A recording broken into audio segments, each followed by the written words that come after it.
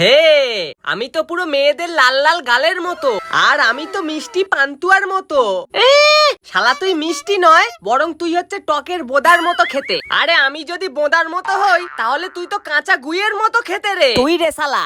ওই তোরা কি উল্টো পাল্টা বকছিস রে? ওরা সেই সবজির স্কুলে গন্ডগোল বাঁধাতো, আর তোরা ফলের স্কুলে গন্ডগোল বাঁধাচ্ছিস, তাই তো? আচ্ছা ভাই, এইবার তাহলে কলা বলবে যে ও কিসের মতো দেখতে। হ্যাঁ, আমি শালা কিছুতেই বলবো না। সবাই শালা জেনে শুনে আমাকে খারাপ জিনিসের সাথে তুলনা করে।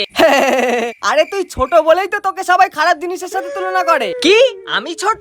শালা তোমারটা একটু আমার সাথে মেলাও না, দেখি কার কত ছোট।